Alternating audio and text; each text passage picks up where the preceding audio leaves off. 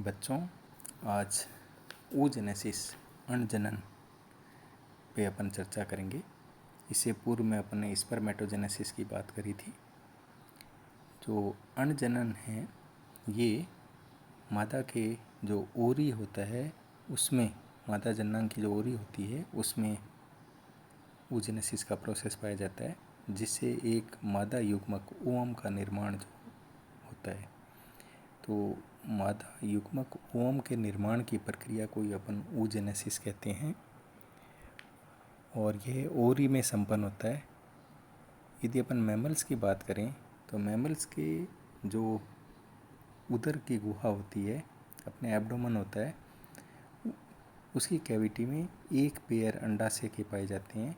और ये जो किडनी वृक्क के पीछे जो अपने कशेरुक दंड होता है उसके दोनों ओर एक मिसेंट्री होती है, मीजोवेरियम कहते हैं, उसके द्वारा अपने जो एब्डोमेन की पृष्ठ भित्ति होती है उससे जुड़े हुए अंडाशय रहते हैं। अंडाशय में जो आपके जर्मिनल एपिथेलियम होती है वहाँ पे अणजनन जो है वो प्रारंभ होता है। और अंडाशय के भीतर जो संयोजी ऊतक होता है, कनेक्टिव टिश्यूज होता है, उसको अपन स्ट्रोमा कहते हैं। और स्ट्रोमा का जो कोर्टिकल रीजन है उसमें अपने को अणजनन की विभिन्न प्रावस्थाएं मिलती हैं। जैसा ये आपको ओरी के अनुप्रस्थ काट का डायग्राम बताया गया है। जो अणजनन की प्रक्रिया है, यदि इसको अपन स्टडी के तौर पे देखें तो मुख्यतः इसको 3 भागों में अपन बांटते हैं। एक तो मल्टीप्लिकेशन फेज, ग्रोथ फेज और मैचुरेशन फेज। जो oogenesis का प्रोसेस है, जैसा कि आपको बताया इसमें कि अंडाणु का जो निर्माण है वो ओरी के जो जनन एपिथेलियम की कोशिकाएं होती हैं उसमें होता है। जो आपके कोशिकाएं जो जर्मिनल एपिथेलियम में पाई जाती हैं, सबसे पहले उसमें जिनको अपन प्रीमोर्डियल जर्म सेल्स भी कहते हैं, पूर्व में जैसे बताया था, तो प्रीमोर्डियल जर्म सेल जो होती हैं इसमें गुणन प्रावस्था जो है वो प्रारंभ हो जाती है। और जो गुणन की प्रावस्था है जिन कोशिकाओं में होती हैं, जो आदि जनन कोशिकाएं होती हैं, उनको अपन एग मदर सेल भी कहते हैं।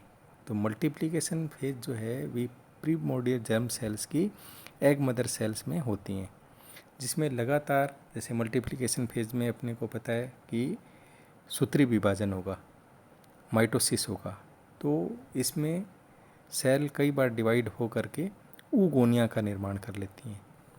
और oogonia जो है वो oogenesis के प्रोसेस में भाग लेता है।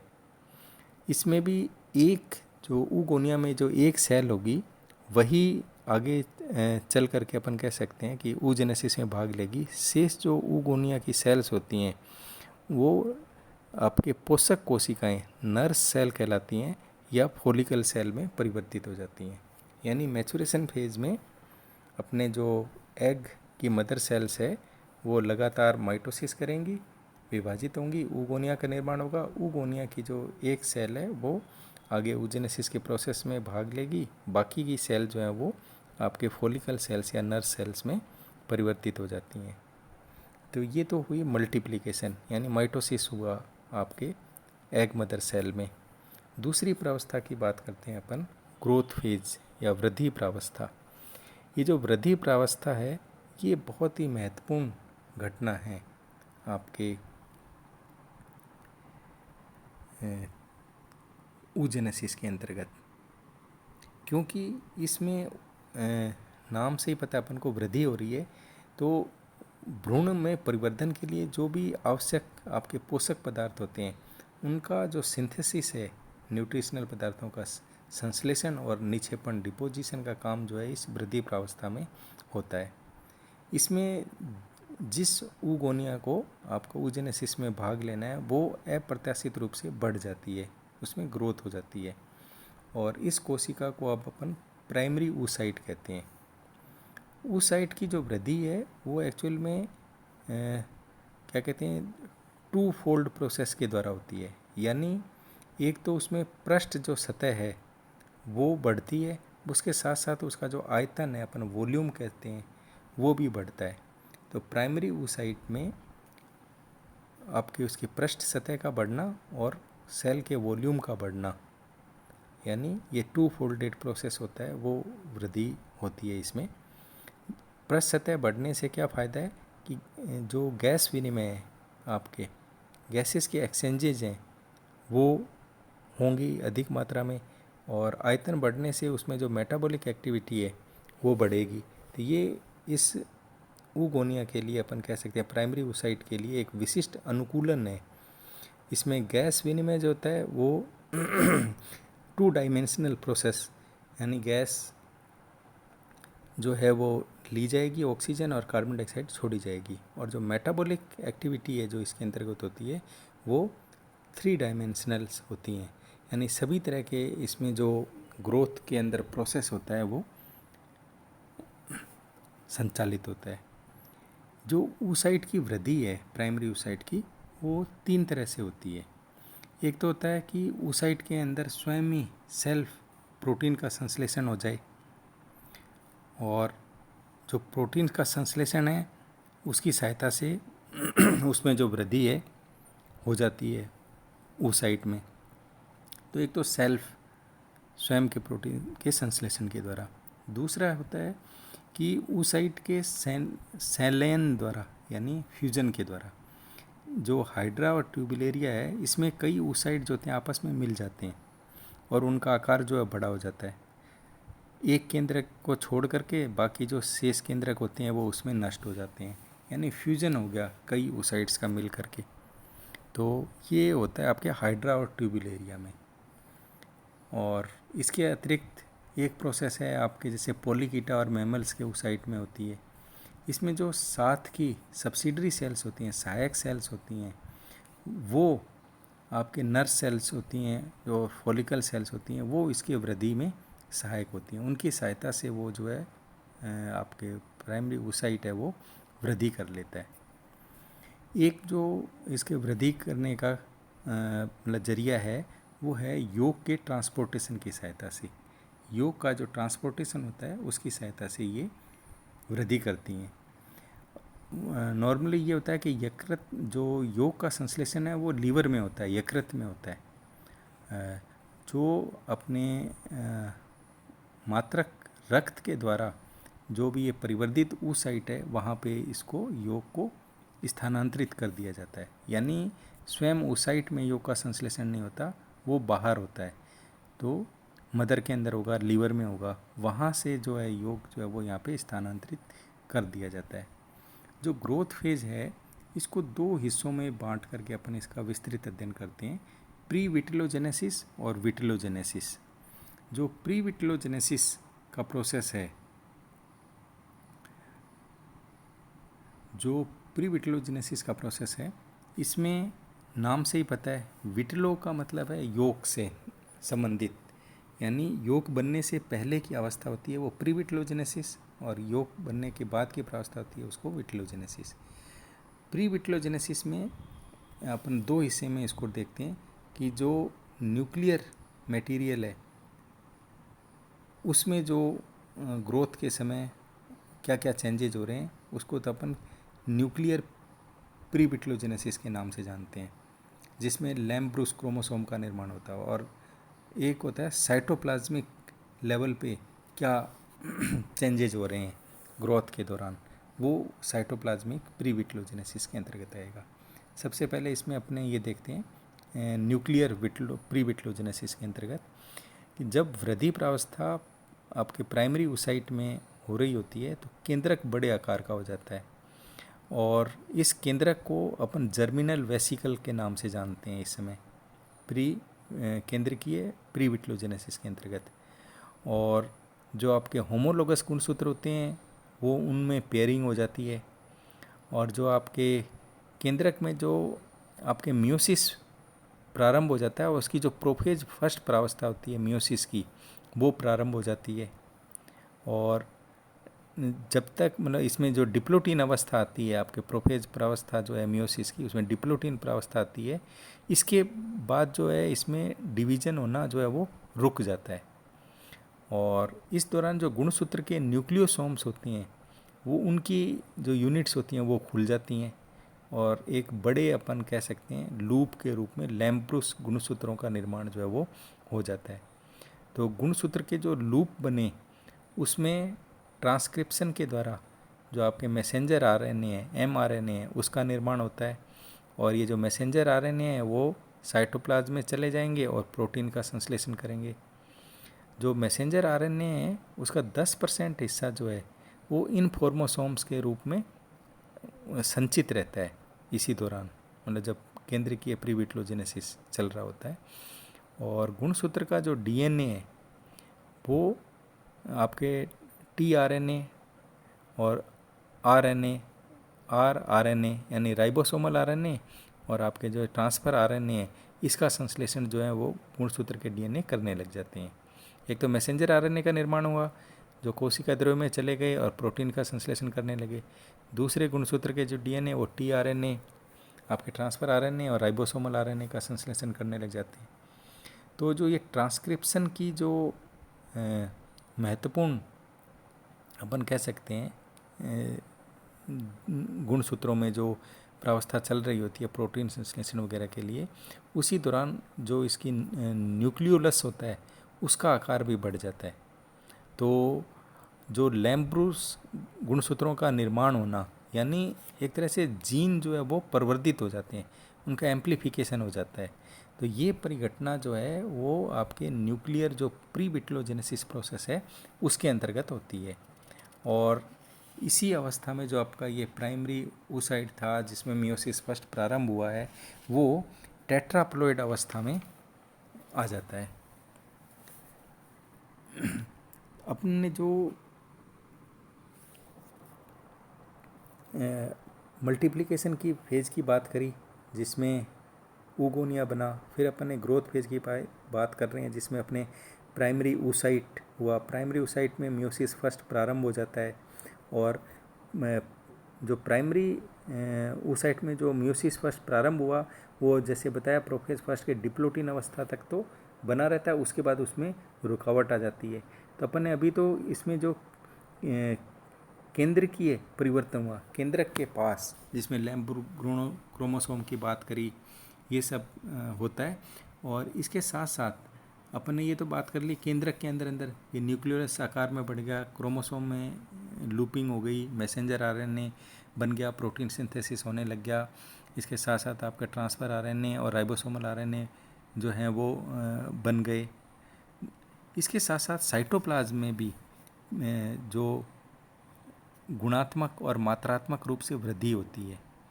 तो केंद्रिक में तो परिवर्तन हो ही रहे हैं न्यूक्लियर प्रीविट्लोजेनेसिस के दौरान, साइटोप्लाज्म में भी खूब परिवर्तन होते हैं। साइटोप्लाज्म में परिवर्तन भी अपन अलग अलग रूप में देखते हैं। जैसे इसमें जो आपके बिल्कुल जो इस समय जो oocyte जो प्राइमरी oocyte है जिसमें मियोसिस फर्स्ट चल रहा है उसमें जो माइटोकॉन्ड्रिया हैं उनकी संख्या बढ़ जाती है, क्योंकि ग्रोथ फेज है तो माइटोकॉन्ड्रिया संख्या बढ़ेगी। और इसमें जो ऑक्सीकोरक एंजाइम जो होते हैं क्योंकि कम होते हैं इसलिए माइटोकॉन्ड्रिया की संख्या उसमें बढ़ जाती है। और इसी समय जो अपने डीएनए है और माइटोकॉन्ड्रियल जो डीएनए है इसमें इनकी मात्रा भी जो है वो बढ़ जाती है, अधिक संख्या में हो जाएगी। इसी तरह से अंतःप्रदीपी जो जालिका कहलाती है एंडोप्लाज्मिक रेटिकुलम, उस एंडोप्लाज्मिक रेटिकुलम में भी अपने को वृद्धि दिखाई देगी। लेकिन होता क्या है इसमें जो oocyte हैं उसमें एन्यूलेटेड लैमिली के रूप में यानी चपटे आस्यों के रूप में और ये एंडोप्लाज्मिक रेटिकुलम है जो वो निर्मित हो जाते हैं। एक्चुअल में इनका जो ये एन्यूलेटेड लैमिली के रूप में निर्मित हुए, ये जो केंद्रक की जो झिल्ली होती है उसमें बडिंग हो जाती है, मुकुलन हो जाता है, उसकी सहायता से एंडोप्लाज्मिक रेटिकुलम जो है वो छोटी वेसिकल्स के रूप में एन्यूलेटेड लैमिली के रूप में बन जाती हैं, मतलब साइटोप्लाज्म। तो साइटोप्लाज्म में एक तो माइटोकॉन्ड्रिया बढ़े और एक आपके एंडोप्लाज्मिक रेटिकुलम है, ये एनुलेटेड लैमेली के रूप में हुए। इसके साथ साथ जो गोल्जी बॉडी होती है ये भी जो, और वो गोल्जी बॉडी कौन सी, जो सेंट्रोसोम के निकट पाई जाती है, उसमें भी मतलब कोर्टिकल कणिकाओं का निर्माण जो है वो प्रारंभ हो जाता है। यानी कोर्टिकल जो कणिकाएं हैं उनका निर्माण किससे होगा, गोल्जी काय से होगा। और ये जो कोर्टिकल कणिकाएं हैं ये वास्तव में सिंगल मेम्ब्रेन से घिरी हुई आबद्ध रहती हैं। और इसके अंदर जो आपके कोर्टिकल कणिकाओं की बात करी, एक एसिड म्यूकोपोलीसैकेराइड भरा रहता है। गोल्जी बॉडी की जो कोर्टिकल कणिकाएं हैं इसमें एसिड म्यूकोपोलीसैकेराइड भरा हुआ रहता है। और ये कणिकाएं जब फर्टिलाइजेशन होता है उस समय जो फर्टिलाइजिंग मेम्ब्रेन बनती है, निषेचन झिल्ली निर्माण होती है, उसमें ये सहायता करता है। मतलब इस समय गोल्जी बॉडी का ग्रोथ फेज के अंदर गोल्जी बॉडी का जो निर्माण कोर्टिकल ग्रेन्यूल के रूप में हुआ और जिसमें एसिड म्यूकोपोलीसैकेराइड है, वो निषेचन के दौरान जो है वो अपन कह सकते हैं उसका रोल होता है। और ये जो मतलब अपने ग्रेन्यूल्स हैं गोल्जी काय वाले, ये धीरे धीरे मतलब पेरीफ्री की तरफ, मतलब सेंटर से अपन परिधि की ओर जो है वो चले जाते हैं और प्लाज्मा झिल्ली के नीचे जो है वो स्थापित हो जाते हैं। तो इस तरह से अपने जो साइटोप्लाज्मिक अपन कह सकते हैं प्री विट्लोजेनेसिस हुआ, इसमें अपन माइटोकॉन्ड्रिया, अंतःप्रद्वीपी जालिका और आपके गोल्जी बॉडी की बात करी। ये तो बात करी अपन ने प्री विट्लोजेनेसिस में न्यूक्लियर और साइटोप्लाज्म की बात। अब बात करते हैं अपन विट्लोजेनेसिस की। जो विट्लोजेनेसिस प्रोसेस है, यानी विट्लो का मतलब क्या, योग का निर्माण हो गया। अंड के अंदर, ओवम के अंदर जो आपका साइटोप्लाज्म है, कोशिका द्रव्य है और ग्लाइकोजन है, कार्बोहाइड्रेट है, फैट है, प्रोटीन है, इसका जो संगठन है ये एक्चुअल में योग के संश्लेषण और इसके डिपोजिशन का काम है, जो विट्लोजेनेसिस के अंतर्गत अपन लेते हैं। लेकिन जो विट्लोजेनेसिस के अंतर्गत, जैसे आपने बताया कि जो योग का निर्माण है वो एक्चुअल में इसके अंदर न होकर के, oocyte के अंदर न होकर के, ये मदर सेल में, मदर के अंदर होता है। जैसे बताया यकृत में निर्माण होता है, अब वहाँ से ये योग की जो मात्रा है वो अपन कह सकते हैं इसमें ट्रांसफ़र कर दी जाती है, परिवहित कर दी जाती है। जो माइक्रोलेसिथल एग्स हैं, यानी अल्प पितिकी वाले एग होते हैं, उसके oocyte में तो ये देखा गया है कि जो स्वयं की इनकी झिल्ली होती है, RER और गोल्जी बॉडी है, उसके द्वारा जो है वो योग का संश्लेषण हो जाता है। मतलब विट्लोजेनेसिस में जो माइक्रोलेसिथल एग्स हैं उसके oocyte में स्वयं की झिल्ली के द्वारा और गोल्जी बॉडी के द्वारा योग का निर्माण होता है। और ऐसे ही पूर्व में जैसे बताया था हाइड्रा और ट्यूबुलेरिया में, इसमें तो कई oocyte जो हैं आपस में फ्यूज हो जाते हैं और एक केंद्रक तो बचेगा, बाकी समस्त केंद्रक नष्ट हो जाते हैं। तो सभी जो दूसरे oocyte का जो अपन कह सकते हैं प्रोटीन, वसा, कार्बोहाइड्रेट है, वो सारा का सारा फ्यूज होने की वजह से एक में सम्मिलित हो जाता है। तो इस तरह से मतलब अपन कह सकते हैं विट्लोजेनेसिस का प्रोसेस होता है हाइड्रा वगैरह में। और माइक्रोलेसिथल में जैसे बताया कि स्वयं के झिल्ली के द्वारा होता है। और अपने स्तनधारियों की बात करें, मैमल्स की बात करें, तो मैमल्स में जो oocyte है जो फॉलिकल सेल के द्वारा घिरा हुआ रहता है, तो योग का संश्लेषण तो होता है मात्र के यकृत में होता है। और जो ये मात्र के यकृत में योग बना, ये ब्लड सर्कुलेशन के द्वारा, जो ये आपके oocyte फॉलिकल सेल के द्वारा घिरी हुई हैं, इन फॉलिकल सेल में ब्लड के सहायता से योग जो है पहुंच जाता है फॉलिकल सेल में। और ये जो आपके फॉलिकल सेल्स हैं, ये जो oocyte को घेरे हुए हैं, इनमें माइक्रोविलाई यानी क्या कहते हैं अंगुलरूपी सूक्ष्मांकुर के द्वारा ये जुड़ी हुई रहती हैं। और ये जो माइक्रोविलाई हैं इसकी सहायता से योग जो है वो oocyte के अंदर आ जाता है। ये अपन कह सकते हैं अंडे के अंदर प्लाज्मा झिल्ली के द्वारा जो है वो ले लिया जाता है। तो इसमें स्तनधारियों में क्या हुआ कि निर्माण तो हुआ योग का लीवर में, और रक्त के परिसंचरण के दौरान वो फोलिकल सेल तक पहुंची और फोलिकल सेल के सूक्ष्मांकुर के द्वारा वो oocyte के अंदर पहुंचे। इस तरह से इंसेक्ट में एक और मतलब अपन को अलग तरह का दिखाई देता है विट्लोजेनेसिस के अंतर्गत प्रोसेस। इसमें किसी तरह की माइक्रोविलाई नहीं होती। इसमें क्या होते हैं, जो डिफरेंट आपके सेल्स हैं, जो नर्व सेल्स हैं अपन कह सकते हैं, इस oocyte के चारों तरफ पाई जा रही हैं, उनमें एक साइटोप्लाज्मिक ब्रिज बन जाता है जिनको फ्यूसोम भी कहते हैं।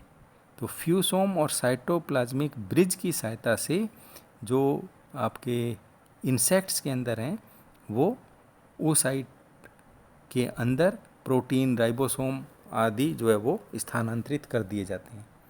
और ये भी जो दो तरह की मतलब इसमें कीटों में जो नर्व सेल्स हैं वो विट्रोलोजेनेसिस को अपन कह सकते हैं प्रक्रिया को संयोजन के द्वारा निभाती हैं। एक तो कहलाता है पॉलीट्रॉपिक और एक कहलाता है टीलोट्रॉपिक। तो पॉलीट्रॉपिक वाले में तो क्या होता है कि नर्स जो कोशिकाएं हैं oocyte के साथ वो सीधी जुड़ी हुई रहती हैं, और टीलोट्रॉपिक में क्या होते हैं कि नर्स की कोशिकाएं प्रत्यक्ष रूप से oocyte के साथ जुड़ी हुई रहेंगी, वही साइटोप्लाज्मिक ब्रिज और फ्यूसोम की सहायता से। तो इस तरह से विट्लोजेनेसिस का प्रोसेस जो है वो पूरा होता है। यदि अपन एक ओवम की बात कर रहे हैं तो ओवम के अंदर यौक हो गया उपस्थित, प्रोटीन हो गया, वसा है, ग्लाइकोजन है और खनिज लवण, इनका बना हुआ होता है। एक अंडाणु में जो क्या क्या चीज़ उपस्थित होएगी, यौक होगा, प्रोटीन होगा, वसा होगी, खनिज लवण होगा। और प्रोटीन और जो वसाएं होते हैं ये जटिल अणु होते हैं एक्चुअल में, तो या तो ये अलग अलग रहेंगे या संयुक्त रूप से उपस्थित रहते हैं। और अलग अलग प्राणियों में जो यौक का संगठन है वो भी अलग अलग तरह का होता है। मुख्य घटक तो इसमें प्रोटीन ही होता है। और यौक जो हैं वो ग्रेनुलर फॉर्म में कणिकाओं के रूप में या अपन कह सकते हैं प्लेटी पट्टिकाओं के रूप में पाए जाते हैं। तो दो तरह की यौक हो गए, एक तो ग्रेनुलर यौक और एक हो गया आपके प्लेटी यौक कहलाते हैं। और यदि अपन इसके कंपोजिशन की बात करें, रासायनिक संगठन की बात करें यौक की, तो यौक के रासायनिक संगठन में 48.7% तो वाटर होता है, लगभग 50% तो पानी हो गया, और 16.7% प्रोटीन होता है, और 32.6% जो है इसका फॉस्फोलिपिड होता है, और 1% जो होता है वो कार्बोहाइड्रेट होता है। ये और देखा गया कि यदि किसी यौक में प्रोटीन की मात्रा ज़्यादा है तो उसको प्रोटीन यौक कह देते हैं, और जिसमें फैट की मात्रा ज़्यादा है उसको फैटी यौक कह देते हैं। तो एक तरह से यौक प्रोटीन की मात्रा के आधार पे प्रोटीन यौक और फैट जिसमें ज़्यादा है उसको फैटी यौक के रूप में देखते हैं। और दो चीज़ें बताई, जैसे एक तो ग्रेनुलर फॉर्म में पाई जाती हैं या ये पट्टिकाओं के रूप में पाए जाते हैं। यौक जो है इसमें oocyte में जो पाया जा रहा है ये महत्वपूर्ण रोल अदा करता है। यदि अपन इसके फंक्शन की बात करें तो जो यौक को अपन हिंदी में पितक भी कहते हैं। तो इसके कार्य क्या हैं, तो अपन पितक के कार्य नोट कर सकते हैं आप लोग। पहला कार्य तो ये है कि पितक द्वारा जो भी परिवर्धित हो रहा है भ्रूण, उसमें पोषण की आपूर्ति होती है, यानी न्यूट्रिशन का प्रदान करेगा। भ्रूण को न्यूट्रिशन प्रदान करने का काम जो है वो पितक या यौक करता है। तो पहला फंक्शन तो ये है। दूसरा ये है, जो यौक है वो एग की पोलरिटी यानी ध्रुवता को निर्धारित करता है। और ध्रुवता क्या है कि इसमें जो क्लीवेज होगा आगे चल करके वो किस तल से होगा, तो उसका निर्धारण, क्लीवेज के पैटर्न का, प्लेन का निर्धारण है वो भी कौन कर रहा है, यौक कर रहा है। तो पहला तो हो गया पोषण, न्यूट्रिशन, और दूसरा हो गया आपका विदलन मतलब ध्रुवता, पोलरिटी मतलब का निर्धारण होना, जिससे क्लीवेज के पैटर्न का और प्लेन का पता लगे। तीसरी चीज़ है, जो इसमें क्लीवेज होता है उसमें जो मॉर्फोजेनेटिक मूवमेंट होते हैं उसका भी पितक की द्वारा ही अपन कह सकते हैं निर्धारण होता है। वो प्रभावित करता है पितक कहाँ उपस्थित है, उसी हिसाब से मॉर्फोजेनेटिक मूवमेंट होगा आगे भ्रूण के डेवलपमेंट के दौरान। और अंडों का जो प्रकार है, अपने आगे के लेक्चर में इसको डिस्कस करेंगे, वो भी पित्तक के द्वारा ही निर्धारित किए जाते हैं। तो इस तरह से योग के कार्य को देख सकते हैं कि पोषण के रूप में, पोलरिटी निर्धारण के रूप में, क्लीवेज के पैटर्न वो प्लेन को निर्धारित करता है, और इसमें जो मॉर्फोजेनेटिक मूवमेंट होगा विदलन के दौरान उसको भी प्रभावित करेगा, प्लस जो अंडों का प्रकार है, टाइप है, वो भी इसके द्वारा ही, योग के द्वारा ही निर्धारित किया जाता है। लास्ट जो इसका पार्ट है अपना मैचुरेशन फेज, यानी वृद्धि हो गई। पहले मल्टीप्लिकेशन फेज की बात कर ली, ग्रोथ फेज में अपन ने अलग अलग डिटेल्स में बात कर ली। अब बात करते हैं अपन मैचुरेशन फेज की।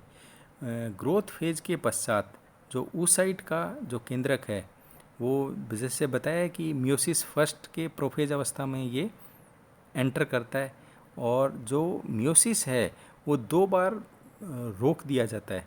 एक तो प्रथम बार तो डिप्लोटीन अवस्था के दौरान, और दूसरी बार जब निषेचन के समय, जब मैचुरेशन से पहले